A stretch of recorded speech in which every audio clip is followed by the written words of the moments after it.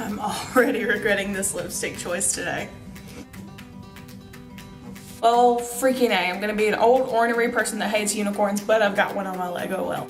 Hey guys, welcome to my channel. My name is Danny Taylor, and I'm glad you could join me today. This is gonna be my first video in like 3 years, so let's see how it goes. As you can tell by the title, today we're gonna be talking about my tattoos and piercings. If you see me having to like look down, I have a list of all of my current tattoos, and I'll try to somewhere either over here or over here put about how long they took to get done, price, stuff like that. Real quick for piercings, because it's super quick, I literally just have my earlobes. They were originally stretched, they blew out and closed up eventually, and then I got them re-pierced maybe last June 2017 for my wedding that was going to be in October. I wanted them to have plenty of time to heal correctly. So that's all I have for my ears. I plan on getting other things done, but for now that's it. For other piercings, all I have is my septum and my nose. I actually hate my nose, but I feel like the piercing kind of balances it out and it makes me not hate it so much, so I love it. For tattoos, I'm gonna go in order in which I got them. If I feel like I can't get a good enough shot here, I will insert a picture probably right here, or a video if it's big enough to need it. So my first tattoos, plural, I was 20. It was my 20th birthday, and my gift to myself. All I asked my parents to do was to not kick me out because I was in college and I didn't want to be homeless. So asked for permission, literally got no presents that year but some socks from my sister. But mom and dad just didn't kick me out and let me get them.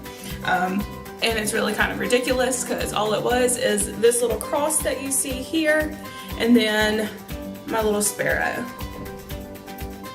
Cross, I like Jesus. I live in the South. I grew up down here and it's part of the Bible Belt, but he helps. I'm not gonna get emotional. So it's just because I like Jesus. And then my sparrow is just kind of, means freedom. I've suffered from like self-harm and depression and anxiety pretty much all of my life, starting at least when I was 12 that I can vividly remember, probably before then, but that's just where I have like strong memories of struggling with it. And on my 20th birthday, I had been clean of any type of self-harm and suicidal tendencies for maybe 6 months or so. So this was kind of just a little symbol to myself to remind me that I'm free. And yes, I still battle with it, but it was a nice little thing for me to look down and see, like, you've got this. You're free from some of the old stuff, so it's time to move on and get better. This is where I got my first regretted tattoo, I guess. It was the next June, so 2014. I'd been 21, and it was Friday the 13th, so June 13th of that year. And of course they were doing $13 tattoos, $20 with a tip. And I had one of my friends draw up this, loved it, still want to get it somewhere else. Spoiler alert, I got it covered up. But I got this design by one of my friends and I put it on one of my ankles. It was less than a quarter size, or about a quarter size, so they still did it for me. Since I already had it drawn, they just had to trace it. And it was $13. The problem was, it was just slightly crooked, and my sister said that, you know, it's on your ankle, no one can really tell. I could tell. And that was a problem for me, so I got it covered up. Next was my hedgehog. It is on my left calf. This is who inspired it. This is Piper. She was my hedgehog that I had for, she was almost 4 when she passed away. I got the tattoo before she passed, just because I loved her already so much and I wanted to have a piece of her with me forever. So I got her permanently put on my body. This was the original picture, and this is my tattoo. This is what it looks like. She is my oldest color tattoo now. So she's a little dull, she needs a little bit of touching up, but I love her. Next was my rose. Unfortunately, I have looked everywhere and I do not have a picture of it. I think that's how much I hated it. But I went and got a rose from the tattoo artist that originally did my cross and my sparrow. And apparently in the, what was that, 2 years since he'd done my first tattoos, he got very cocky, very full of himself, and definitely upped his prices. All around, it was probably the worst tattoo experience I've ever had. I'm blessed to have not had many bad tattoo experiences. He would be the worst now. I loved him on my first one, do not get me wrong. He did great on my first two. I had a very positive experience with him the first time, but something in those 2 years had completely changed.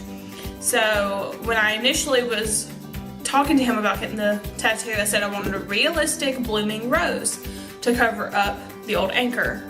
And he said, okay, no problem, gave me kind of a quote of what it might be, and then we went on about our days. I set my appointment, and then it was time to go back. So I went back actually on Valentine's Day and got it done, and it took him way too long to do it because he kept taking smoke breaks and then like would get on the phone and be talking on his Bluetooth while tattooing me, completely ignoring anything I said.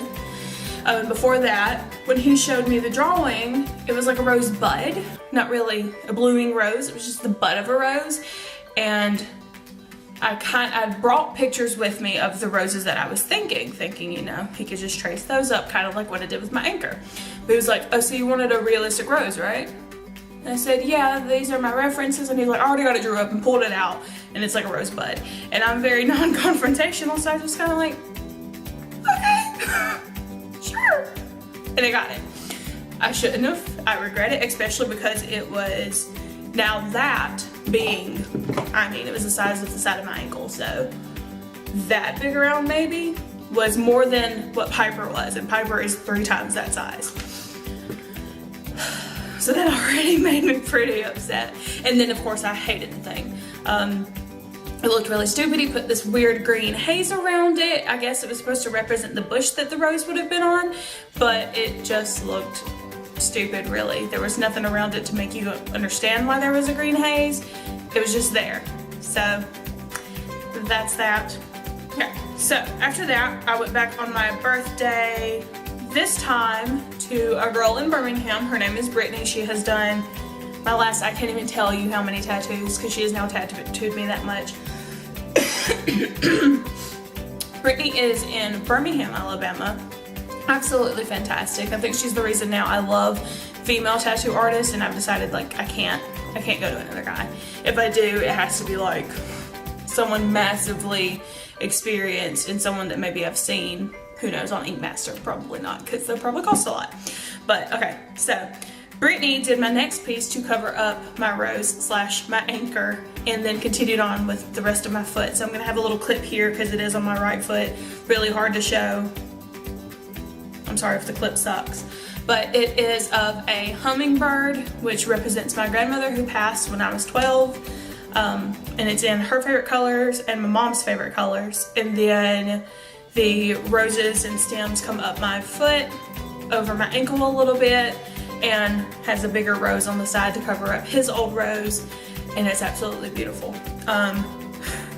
Easily, hands down, the most painful tattoo experience I have ever had. She was really gentle and she was really careful with me and really patient, and we took a few breaks, but the foot is so sensitive. Oh my God, it hurts.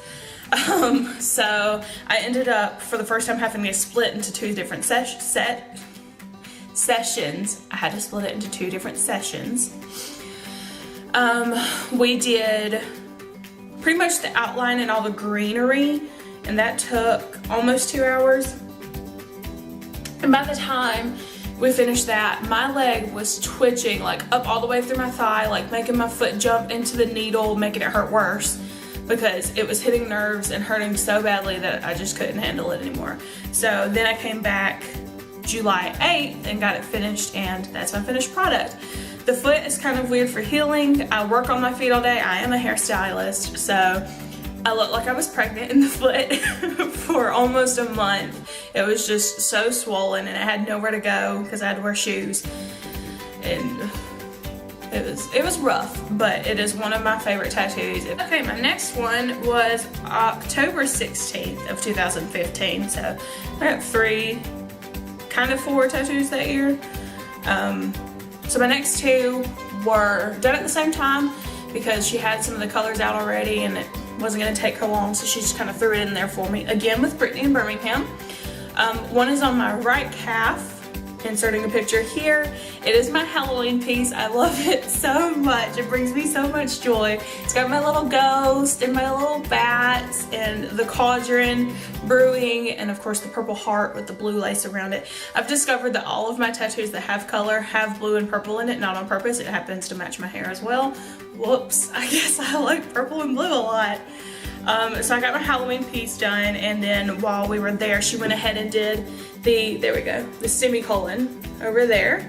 I love it because when I'm doing hair, it's all you can see in the mirror. It's my little semicolon, and it's a good conversation piece. So I'm sure most of you are aware, but it is based off of the Semicolon Project, which is kind of to bring attention to suicide victims or suicidal and depression suffering, just anyone who suffers from a strong mental illness that makes them essentially want to quit.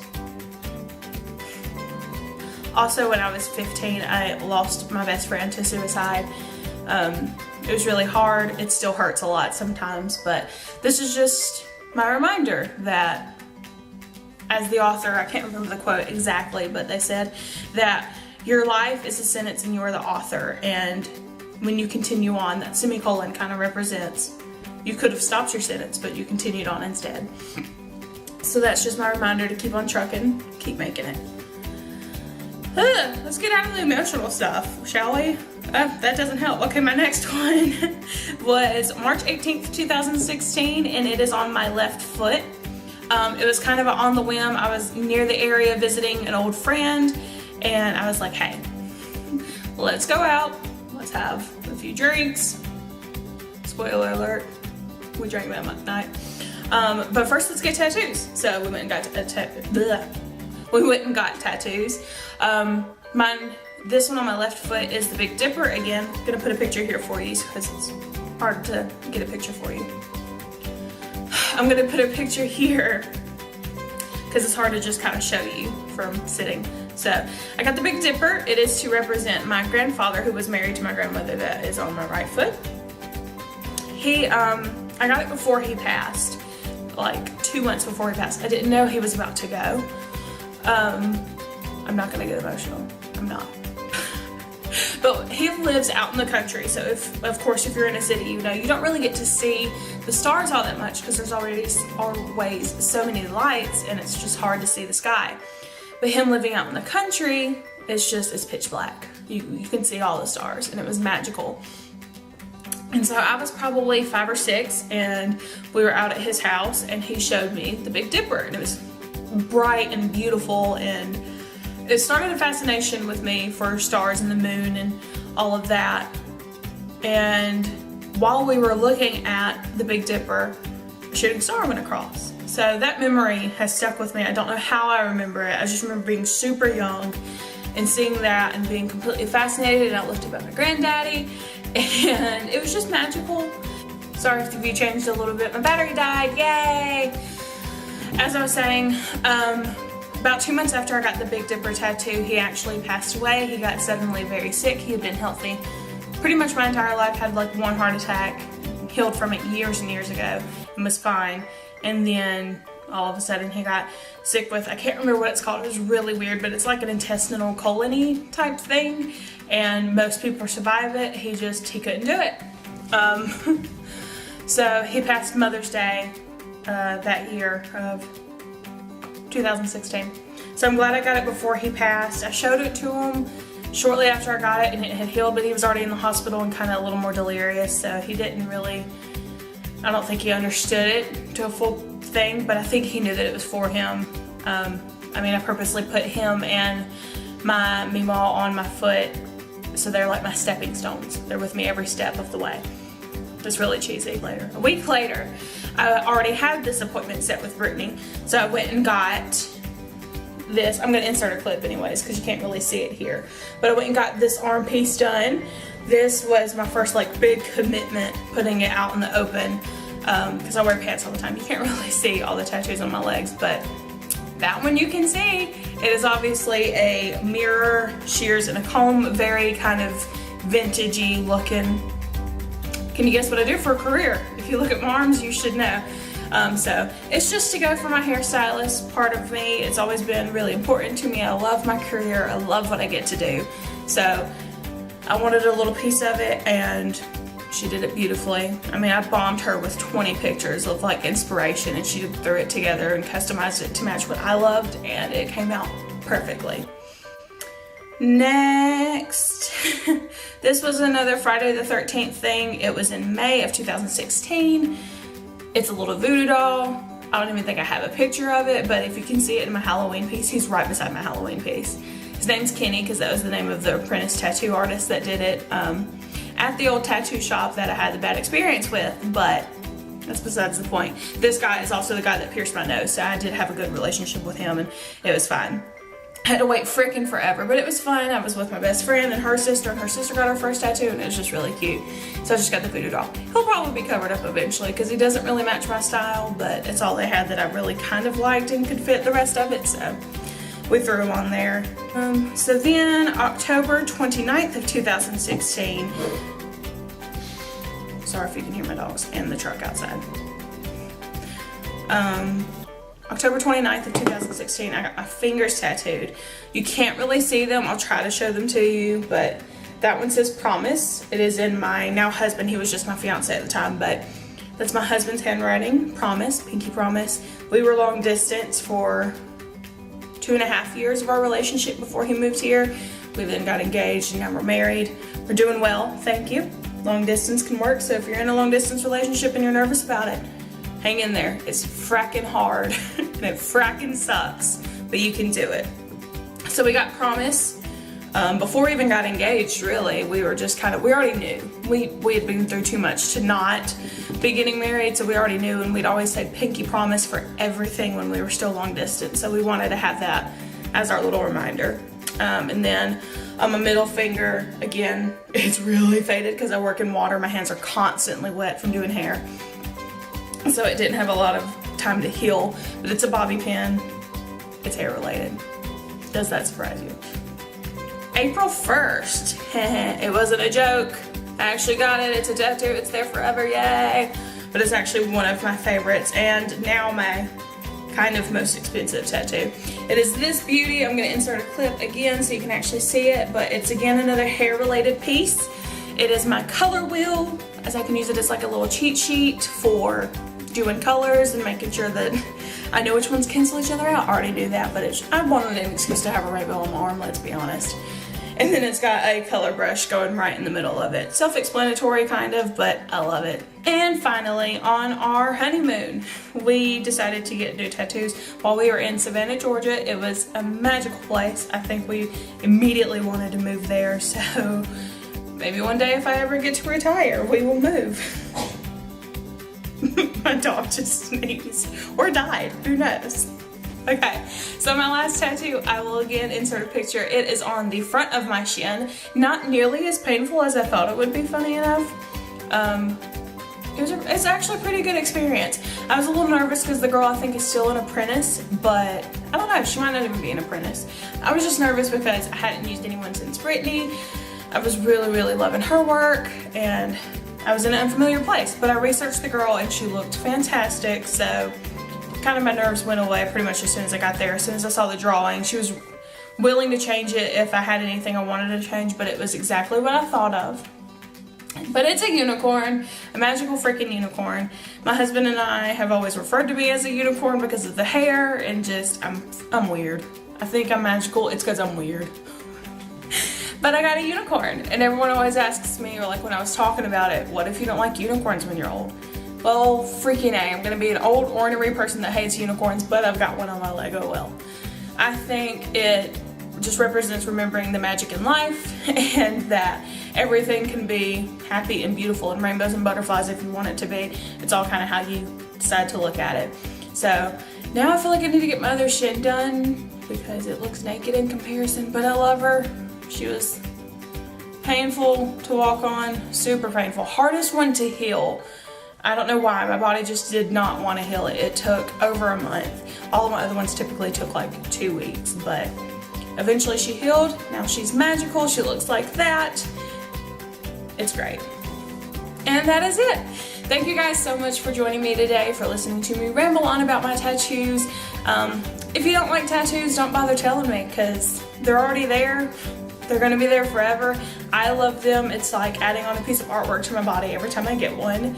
And I'm gonna be colorful and pretty and old and wrinkly one day, but I'm still gonna love them because it's a timeline of my body and the things I went through. So I love them. I hope you enjoyed this. I know it's weird to go ahead and do it as my first video of like all of my tattoos, as if anyone cares, but I love tattoos. I plan on expanding it. I'm sure we'll get at least 2 more this year probably, now that we're in 2018. So I wanted to go ahead and have the collection that I have now out there, so when I do add on, we can just keep seeing what little adventures I get myself into. Who knows? That's it, you guys. I hope you enjoyed it. Please like, subscribe, whatever you're supposed to do. You know the drill. You watch the big YouTubers. Go ahead and like and subscribe. Leave a comment. I really want to be able to talk to you, get to know what you want to hear about. If you wanted to see anything related to like makeup, maybe one day I can do kind of something similar to what I did today for my makeup. But I hope you enjoyed. Hopefully I'll see you in like a week or so. Come on back. Spend some time with me. Thank you guys. Bye.